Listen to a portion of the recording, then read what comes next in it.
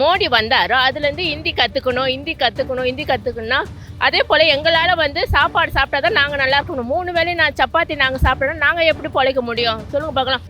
இவ்வளோ காலம் இப்போ தேவையில்லை. பிள்ளைங்க நல்லா படிச்சுக்கு இப்போ ஏன்னா நீட்டுன்னு ஒன்றை கொண்டாந்து உங்கள் மாதிரி ஆளுங்களாம் செத்து போகிறாங்க நீட் எழுதுற. அதையே தொலைக்க முடியாமல் சிரமப்பட்டுருக்கான். இந்த நிலையில் மும்மொழி கொள்கை எதுக்குங்க? அது அவங்கவுங்க விருப்பம்மா. கற்றுக்கிறது அவங்கவுங்க விருப்பம். ஒருத்தர் நான் வெஜிடேரியன் இருப்பான், ஒருத்தர் வெஜிடேரியன் இருப்பான். வெஜிடேரியன் வந்து நீ நான் வெஜிடேரியன் சாப்பிட்டு தான் ஆகணும் அப்படின்னு நம்ம கம்பல் பண்ணக்கூடாது இல்லையா? அவங்கவுங்க இதுக்கு அவங்கவுங்க ஒரு ஐடியா இருக்கும். அதனால் அவங்க இஷ்டத்துக்கு விட்டுடணும்.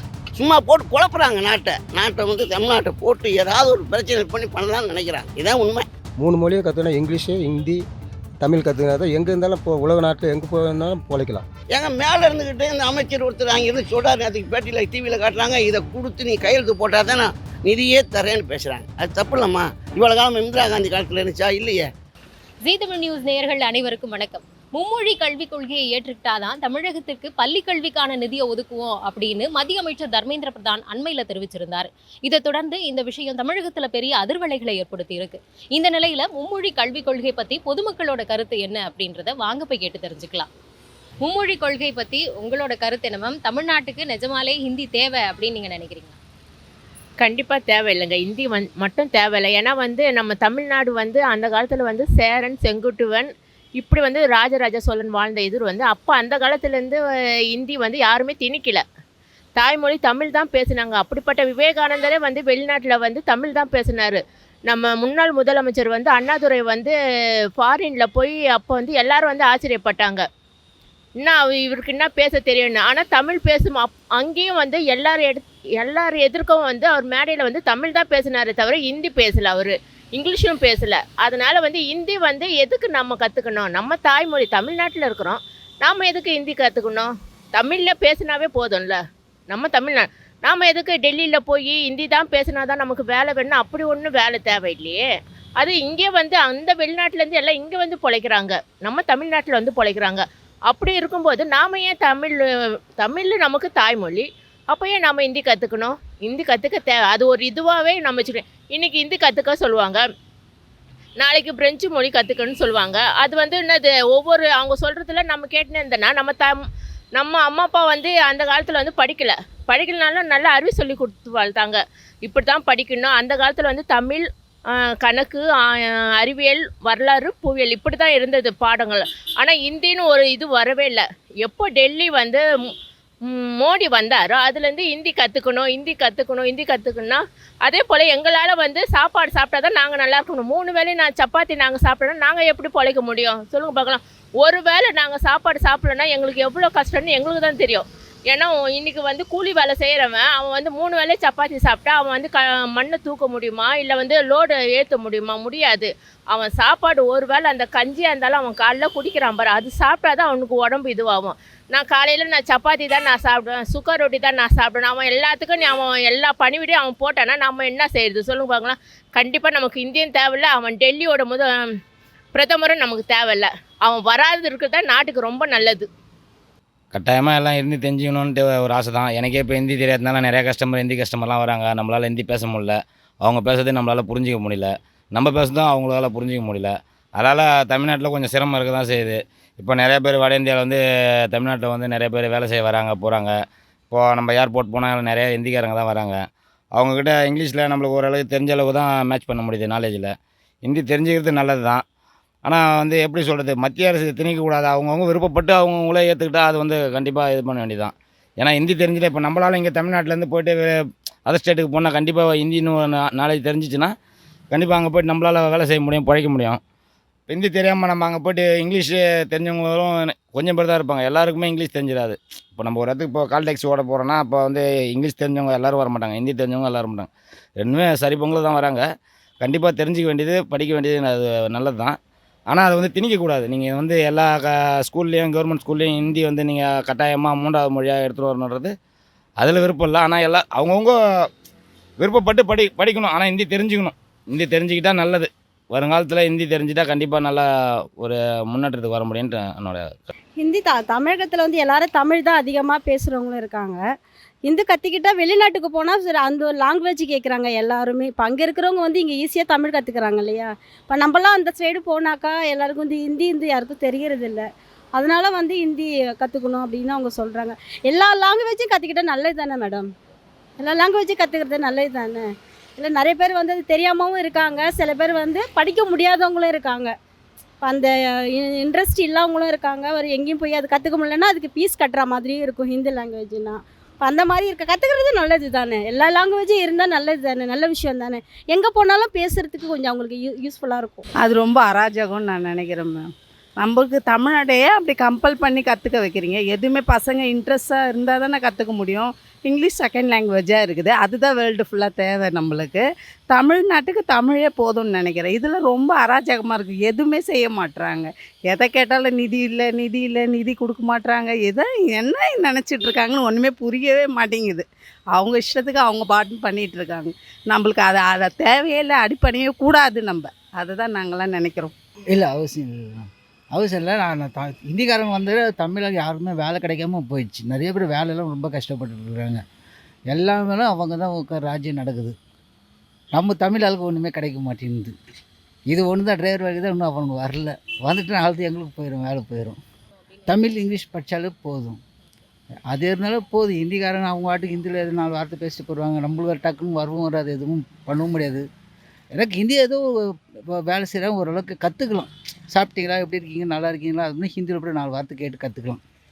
ரொம்பலாம் அந்த இதெல்லாம் பண்ண ரொம்ப கஷ்டம் தான். இப்போ வந்து தமிழகத்தின் மேல ஹிந்தியை திணிக்கிறதா நீங்க நினைக்கிறீங்களா? அது திணிக்காமல் இருக்கிறது தான் நல்லது. திணிச்சானா தலை எல்லாம் டென்ஷன் தான் ஆயிடுவாங்க. இதே தமிழ் போதும் எல்லாத்துக்கும். இதில் இருக்க எல்லாம் ஒன்று தான். அது அவங்கவுங்க தனிப்பட்ட விஷயம் மேடம். வேணுன்றவங்க வந்து கற்றுக்கலாம், வேணான்றவங்க வந்து அது வேணாம் தான்.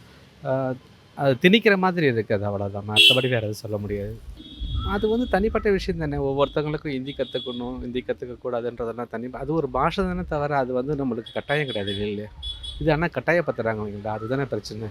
ஹிந்தி கத்துக்கிறது அவ்வளோ அவசியம் இல்லை அப்படின்னு. எனக்கு பொறுத்த வரைக்கும் தமிழ்நாட்டில் அவசியம் கிடையாது. ஏன்னா நம்ம வந்து இங்கேருந்து வெளியில் போய் பிழைக்கல, அங்கேருந்து தான் இங்கே வந்து பிழைக்கிறாங்க. அவங்க வேணால் தமிழ் கற்றுக்க சொல்லுங்க. இல்லை கற்றுக்கலாம், அது கற்றுக்க அவசியம்தான். அது தமிழ் முக்கியம்தான், ரெண்டும் முக்கியம்தான். தமிழ் தான் முதல்ல, அப்புறம் தான் ஹிந்தி. நான் சொல்ல வேண்டியது தான். தமிழ் அதுக்கு தேவையில்லைங்க. இல்லை, நாங்கள் சின்ன பிள்ளையா இருக்கும்போதே, நாங்கள் 8 வயசு 9 வயசாக இருக்கும்போதே அண்ணாதுரை காலத்துலேருந்து ரயில்வேயில் படுத்து மாணவர்கள்லாம் போராடி துரத்தி விட்டாங்க. இவ்வளோ காலத்துக்கு பிற்பாடு ஏன் அவங்க கேட்குறாங்க? இவ்வளோ காலம் இப்போ தேவையில்லை. பிள்ளைய நல்லா படிச்சுக்கு இப்போ என்ன நீட்டுன்னு ஒன்றை கொண்டாந்து உங்கள் மாதிரி ஆளுங்களாம் செத்து போகிறாங்க நீட் எழுதுற. அதையே தொலைக்க முடியாமல் சிரமப்பட்டுருக்கான். இந்த நிலையில் மும்மொழி கொள்கை எதுக்குங்க? தேவையில்லைங்க. உண்மை அதுதாங்க. இவங்க சும்மா போட்டுக்கிட்டு இந்த மேலே இருக்கிறவங்க பிஜேபிக்காரர் இருந்து பாருங்கள், நம்ம தமிழகத்துக்கு கொடுக்க வேண்டிய நிதி வரியவே கொடுக்கலையாம். கொடுக்கணுமா இல்லையா? இவங்க கேட்குறது எங்களுக்கு நல்லதாக தெரியல. நாங்கள்லாம் கூலி வேலைக்காரங்க. சரி, இப்போ வந்து இந்த கொள்கையை ஏற்றுக்கிட்டாதான் நாங்கள் நிதியே கொடுப்போம் அப்படின்னு சொல்கிறாங்க. ஆமாம் ஆமாம். அதை நீங்கள் எப்படி பார்க்குறீங்க? அது விட்டுருவாங்களா? அந்த மாதிரி இந்த ஜனங்க விட்டுருவாங்களா? தமிழ்நாட்டு மக்கள் பூரா நம்ம மாதிரி பொம்பளை ஆளுக்கெல்லாம் வரைஞ்சி கட்டிக்கிட்டு இருக்கிறாங்க போராட்டம் பண்ணுறது. கொடுக்கலன்னா விட மாட்டாங்க. எந்த வழியில் கப்பங்களோ அந்த வழியில் வாங்குவாங்க. நல்லா போய்கிட்டுங்க நாடு. இந்த 3-4 வருஷமாக இந்த ஐயா ஸ்டாலின் ஐயா இருக்கார்ல, நிம்மதியாக கஞ்சி குடிச்சிக்கிட்டு இருக்கிறோம். நாங்கள்லாம் கூலி வேலை நிம்மதியாக கஞ்சி குடிச்சிக்கிட்டு இருக்கோம். அவர் வந்த காலத்தில் நல்லா இருக்குது. இதுக்கு முன்னால் எப்படியா ரொம்ப கஷ்டப்பட்டோம் நாங்கள். இந்த 4 வருஷம் ஆக போகுது. ஒரு 5ஆம் மாதம் 7ஆம் தேதி 21 பதிவு வைத்தார் நினைக்கிறேன். எனக்கு நல்லா ஞாபகம் இருக்குது. நல்லா போய்கிட்டு இருக்குது, எந்த பிரச்சனை இல்லாமல். சில கஷ்டங்கள் இருக்கத்தாங்க செய்யும். எதிர்கட்சிக்காரங்க அதை இதையும் பேசுகிறாங்க. நாங்களாம் கூலி வேலைக்காரங்க, நாங்கள் கட்சியே தெரியாது. நாங்கள் எதுலேயும் ஒரு மெம்பரோ இது எதுவுமே கிடையாது. நாட்டில் உள்ள நடைமுறையை நான் சொல்கிறேன். தமிழகத்துக்கு இருமொழி கல்வி போதும்மா. எங்கெங்கே நான்லாம் வெளிநாடுலாம் போய் சவுதியிலலாம் இருந்துட்டு வந்தேன். நாங்களாம் பிழைக்கல. நாங்கள் படிக்கிற காலத்தில் போராட்டி துரத்தி விட்டாங்க இந்தியா. இப்போ எதுக்கு கேட்குறாங்க? வேணாங்கிறேன் நான். வேணாம். என் பிள்ளையெல்லாம் நல்லா தான் இருக்குங்க. என் பிள்ளையெல்லாம் பிகாம் படிக்க வச்சேன். ஒரு பிள்ளை 10வது படிச்சு, 1 9 படிச்சு. நான் கட்டி நல்லா தான் இருக்கோம். இந்த கல்வி வந்து தான் எங்களை பண்ண போகணும். அதெல்லாம் சும்மா போட்டு குழப்புறாங்க நாட்டை வந்து தமிழ்நாட்டை போட்டு ஏதாவது ஒரு பிரச்சனை பண்ணி பண்ணலாம்னு நினைக்கிறாங்க. இதுதான் உண்மை, அதுதான் உண்மை. ஏங்க மேலே இருந்துக்கிட்டு இந்த அமைச்சர் ஒருத்தர் அங்கேருந்து சொல்கிறார், அதுக்கு பேட்டியில் டிவியில் காட்டுறாங்க, இதை கொடுத்து நீ கையெழுத்து போட்டால் தான் நான் நிதியே தரேன்னு பேசுகிறாங்க. அது தப்பு இல்லைம்மா. இவ்வளோ காலம் இந்திரா காந்தி காலத்தில் இருந்துச்சா? இல்லையே. நாங்கள் ஐயா நேரு சாகும்போது 2 மணிக்கெலாம் சங்கூதா எங்கள் ஊரில். அவர் புதன்கிழமை தான் தவறி போனாலும் 2 மணிக்கு. அவங்க காலத்தில் இல்லையே. இதையும் இப்போ புதுசாக கேட்குறீங்க. நீங்கள் தர வேண்டிய மழை வெள்ளத்தில் அடித்து கிடச்சிங்க இந்த ஏரியா போகிற. அதுக்கே இந்த நிதி உங்களுக்கு கொடுக்கல. என்ன இனிமேல் வந்து இந்த பள்ளிக்கூடத்துக்கு இதையும் மறைக்கிறாங்க. அதையெல்லாம் மீறி இவங்க செஞ்சுக்கிட்டே நடந்துக்கிட்டே செஞ்சுக்கிட்டே இருக்குது இந்த அரசு. நான் கட்சியை வச்சு சொல்லலை, நான் திமுக கட்சி அதிமுக வச்சு சொல்லலை, நல்லா போயிருக்கு. நாங்கள் எந்தலேயும் மெம்பரோ ஒரு உறுப்பினர்லாம் கிடையாது. ஐயா ஒரு ஸ்டாலின் காலத்தில் நல்லா ஓடிக்குது, அவ்வளோதான். ஆமாம்மா, தேவைதாம்மா. நம்ம தமிழ்நாட்டில் மட்டும் தமிழ் மட்டும் பேசினா போதாது, இந்தியும் கற்றுக்கணும்.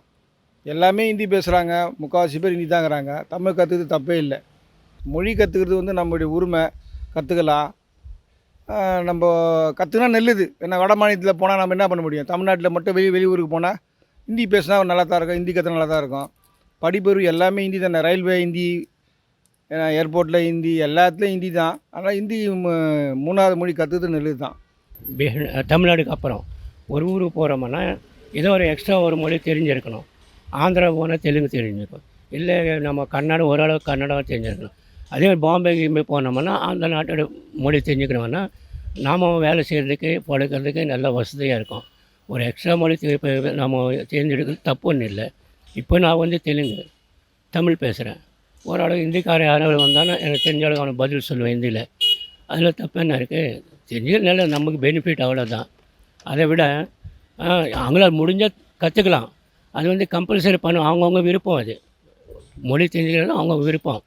ஆனால் மெயினாக பார்த்தோம்னா நம்ம வேலை வாய்ப்பில் இப்போது ஹிந்திக்காரங்க ரயில்வேல எல்லாம் வேலை செய்கிறாங்க, போலீஸ் அப்படி இப்படியெல்லாம். அவங்க கூட ஓரளவு தான் தெரிஞ்சு வச்சுக்கிறேன் தமிழ், இருந்தாலும் மெயின்டைன் பண்ணி போகிறாங்க. நம்ம சில பேருக்கு ஹிந்தி தெரியாது, தெரியாவிட்டாலும் கூட ஏதோ ஓரளவுக்கு நம்ம தமிழ் பேசினா அவங்க புரிஞ்சுக்கிறாங்க, டிக்கெட் கொடுக்குறாங்க, ஏதோ ஒலி கேட்டால் ஐசாஜோன்னு சொல்கிறாங்க. அது அந்த மாதிரி ஒரு இதாகி போச்சு. அதனால் தெரிஞ்சுக்கிறதுல தப்பு ஒன்றும் இல்லை, ஒரு மொழி தெரிஞ்சுக்கிறது நல்லது. ஏன்னா இப்போ நம்ம படித்த பிள்ளைங்களாம் வந்து தமிழ் மட்டும் கற்றுக்கணும் எந்த மாநிலத்தில் போய் பொழைக்க முடியாது. 3 மொழியும் கற்றுக்கணும், இங்கிலீஷு, ஹிந்தி, தமிழ் கற்றுக்கினா தான் எங்கே இருந்தாலும் உலக நாட்டில் எங்கே போனாலும் பொழைக்கலாம். அது நல்லது தானே அந்த மொழி. அதெல்லாம் தடை பண்ணணும், நல்லது கிடையாது. ஏன்னா பிள்ளைங்க வந்து நாளைக்கு வந்து படித்து தமிழ் மட்டும் படித்து வெளி மாநிலத்தில் போனால் போய் பொழைக்க முடியுமா?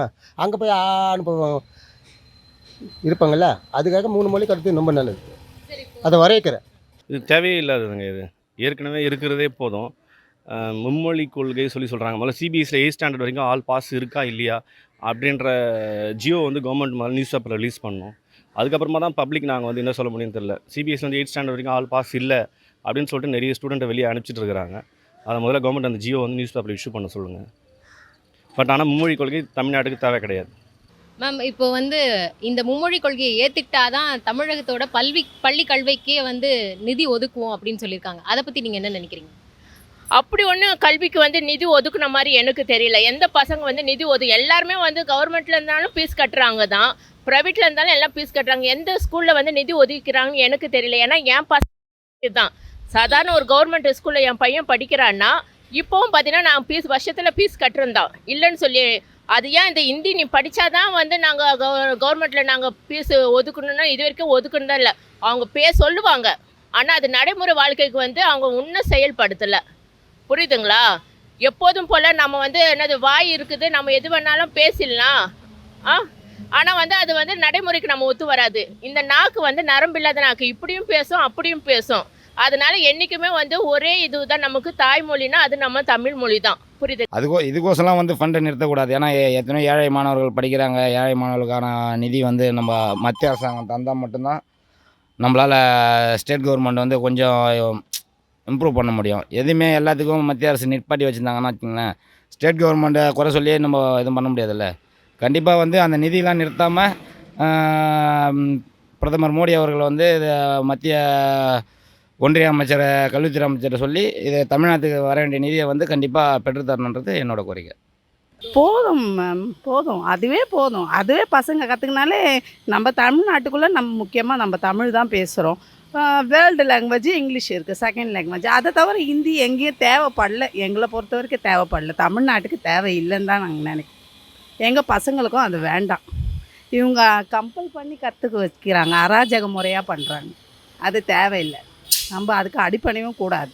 இப்போ பசங்க எல்லாம் 8th வரைக்கும் இந்த ஆல் பாஸ் கூட அதையும் நிறுத்த போகிறேன்னு சொல்கிறாங்க. குழந்தைங்க தானே, அதுங்க என்ன தெரியும், கற்றுக்கிட்டு ஒரு அளவுக்கு வரணும்ல. அது எவ்வளோ ஒரு நல்ல விஷயமா இருந்தது. இல்லைன்னா கொரோனா சமயத்தில் எத்தனை பசங்க ஃபெயில் ஆகிருக்கோங்க. இந்த மாதிரி தான் பண்ணுறாங்க. எல்லார் கையிலும் செல்ஃபோன் இருந்தால் எல்லார் கையிலையும் ஆன்லைன் கிளாஸ் எடுக்க முடிஞ்சதா? இல்லை. இவங்க பண்ணுறதே ரொம்ப முடியவே மாட்டேங்குது, தாங்கவே முடிய மாட்டேங்குது. கற்று நிதி கொடுக்குன்னா அது மத்திய அரசுடைய தவறான ஒரு கொள்கை அது. அது எப்படி நான் கற்றுக்கினா தான் நான் இப்போ எனக்கு இஷ்டம் இல்லைன்னா கற்றுக்க மாட்டேன்னா விட்டுறணும். படிக்கலைன்னா கற்றுக்கணும். அது அவங்கவுங்க விருப்பம்மா. கற்றுக்கிறது அவங்கவுங்க விருப்பம். ஒருத்தன் நான் வெஜிடேரியன் இருப்பான், ஒருத்தன் வெஜிடேரியன் இருப்பான். வெஜிடேரியன் வந்து நீ நான் வெஜிடேரியன் சாப்பிட்டு தான் ஆகணும் அப்படின்னு நம்ம கம்பல் பண்ணக்கூடாது இல்லையா? அவங்கவுங்க இதுக்கு அவங்கவுங்க ஒரு ஐடியா இருக்கும். ஆனால் அவங்க இஷ்டத்துக்கு விட்டுடணும். அது ஏற்றுக்கிறது நம்ம மக்கள் இருக்கிறோம் இல்லையா? அது நாம் தான் முடிவு எடுக்கணும் இல்லையா? சென்ட்ரல் கவர்மெண்ட் வந்து முடிவு எடுக்கக்கூடாது. நீ சொல்லலாம் கற்றுக்கினா இந்த மாதிரிலாம் பெனிஃபிட் இருக்கும். வெளியூர் போனீங்கன்னா, வெளிநாட்டுக்கு போனீங்கன்னா, வெளி மாநிலத்துக்கு போனீங்கன்னா உங்களுக்கு பெனிஃபிட் இருக்கும். எக்ஸ்ட்ரா ஏதோ ஒரு மொழி கற்றுக்கோங்க. எங்கள் ஹிந்தி தான் கற்றுக்கணும், கண்டிப்பாக கற்றுக்கின்னு தான் ஆகணும், அப்போ தான் உனக்கு நான் காசு கொடுப்பேன் அப்படின்றதெல்லாம் அது சரிப்படலை. எனக்கு நல்லதில்லை அது. அது நம்ம இஷ்டத்துக்கு விட்டுடணும். ஏன்னா அரசாங்கத்தை வந்து அவங்க அந்த மாதிரி கேட்கக்கூடாது. ஒரு அரசாங்கம் இந்த அரசாங்கத்தை அந்த மாதிரி கேட்கக்கூடாது. கண்டிப்பாக கற்றுக்கொடு அப்படின்னு கேட்கக்கூடாது. அவங்கவுங்க மக்களுக்கு ஒரு விருப்பம் இருக்கும். எந்த மொழி கற்றுக்கணும் வேண்டான்றது மக்களுடைய விருப்பம். அதுவே ஸ்டேட் கவர்மெண்ட்டை கம்பேர் பண்ண முடியாது இல்லையா? அதுதான். இப்போ நான் ஆந்திராவில் போயிட்டு தமிழை கம்பல்சரி கற்றுக்கோங்க அப்படின்னு சொன்னால் அங்கே இப்போ கற்றுக்குவாங்களா என்ன? ஸ்கூலில் ஒரு பாடம் வைக்கணுன்னா அங்கே முடியாத காரியம் இல்லையா? அவங்களுக்கு தாய்மொழி இருக்குது. எங்களுக்கு அப்புறம் ஏதாவது இன்னொரு மொழி சொல்லுவாங்க. அவங்க என்ன பண்ணுவாங்க? ஹிந்தி இருக்குது ஆந்திராவில், எல்லா ஸ்கூல்லையும் கற்றுக் கொடுக்குறாங்க. அது விருப்பப்பட்டவங்க, அவங்க விருப்பப்பட்டு சேர்ந்து இருக்கிறாங்க, கற்றுக்குறாங்க. அது அவங்களோட ஸ்டூடெண்ட்ஸோட விருப்பத்தை பொறுத்து தான். அதை விட்டுட்டு அரசாங்கம் வந்து கம்பேர் பண்ணக்கூடாது. நீ இப்போ கண்டிப்பாக படித்து தான் ஆகணும்ன்ட்டு. இதான் இல்லை அது கற்றுக்கிட்டு ஆகணும்னு அவங்க சொல்லி தான் நம்ம ஏற்றக்கூடாது. நம்ம வந்து படித்தா நான் 3 மொழி படித்தா நாளைக்கு வந்து எங்கே போனால் தொழில் கற்றுக்கலாம். ஒரு இடத்துல நம்ம இந்த இடத்துல தமிழ் மாநிலத்தில் இருக்கிறோம், நல்லா படிச்சுட்டுனா 3 மொழி படிச்சுட்டுனா வெளி மாநிலத்தில் போனால் எங்கே வேணால் சம்பாதிக்கலாம். ஒரு வெறும் தமிழ் மட்டும் கற்றுக்கு நம்ம என்ன பண்ண போகிறோம்? நம்ம இங்கே தான் குண்டு குதிரை ஓட்டுற மாதிரி தான் இருக்க முடியும். அதனால் 3 மொழி கற்றுக்கினா நல்லது. ஓகே. ஏன்னா இப்போ இருக்கிற நிலைமைக்கு எல்லாத்துலேயுமே ஹிந்தி தான் செகண்ட் லாங்குவேஜ் மாதிரி வந்துச்சு. இது புகத்தக்கூடாது, ஆனால் கற்றுக்கலாம்.